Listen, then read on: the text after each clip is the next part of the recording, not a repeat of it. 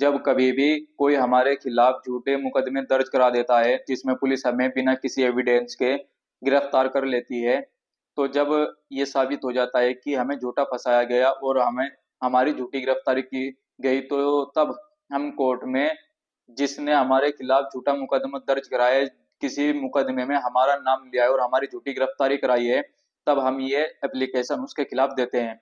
तो चलिए शुरू करते हैं।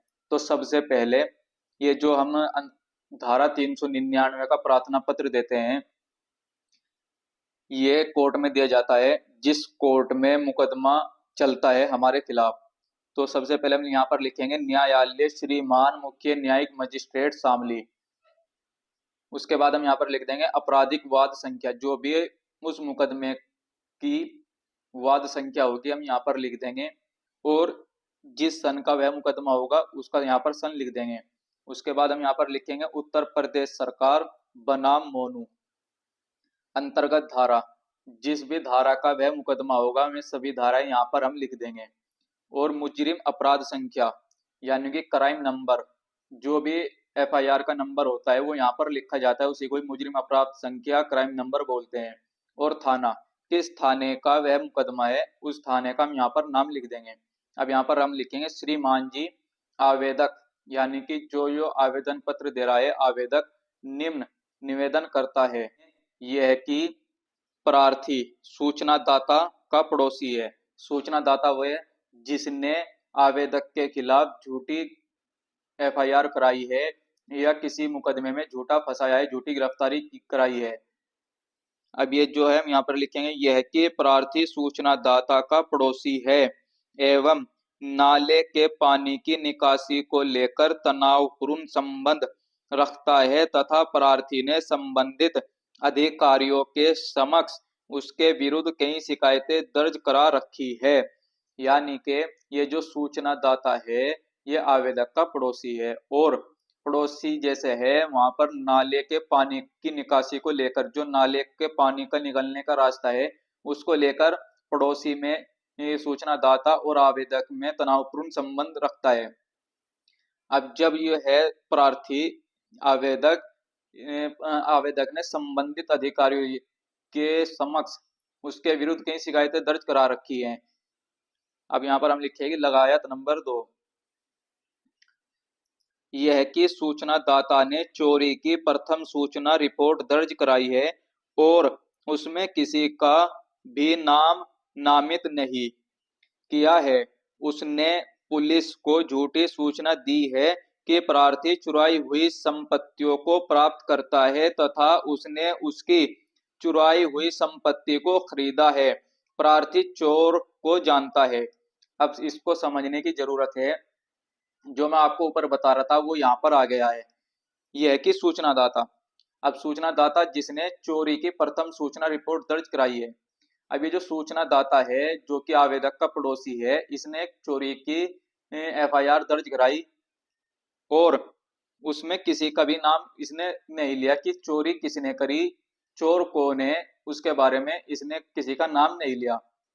अब ये जो सूचनादाता है इसने पुलिस को झूठी सूचना दी कि जो प्रार्थी है यानी कि आवेदक, जो कि सूचनादाता का पड़ोसी है प्रार्थी, चुराई हुई यानी जो चोरी की संपत्ति होती है उसको प्राप्त करता है। ये जो है इसने झूठी सूचना दे दी पुलिस को प्रार्थी के बारे में तथा उसने उसकी चुराई हुई संपत्तियों को खरीदा है। अब इसने यहाँ पर कह दिया कि जो प्रार्थी है चुराई हुई संपत्तियों को प्राप्त करता है, खरीदता है, तो उसने मेरी भी चुराई हुई संपत्ति को खरीदा होगा। अब प्रार्थी चोर को जानता है, इसने कह दिया कि ये हो सकता है कि जो प्रार्थी है चोर को जानता हो, इसका झूठा ही नाम ले दिया। अब यहाँ पर नंबर 3 यह है कि सूचनादाता के इशारे पर प्रार्थी की गिरफ्तारी दिनांक, जिस दिनांक को गिरफ्तारी हुई वो यहाँ पर हम लिख देंगे, को की गई एवं प्रार्थी को जेल भेजा गया जहां प्रार्थी को 15 दिनों के लिए निरुद्ध रहना पड़ा।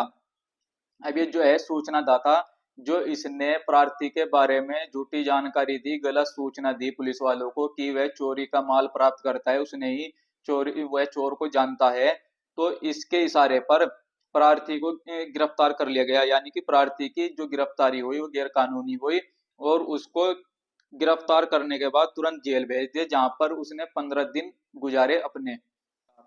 यह है कि जांच के बाद पुलिस ने पाया कि प्रार्थी कथित घटना में कहीं से भी संलिप्त नहीं है।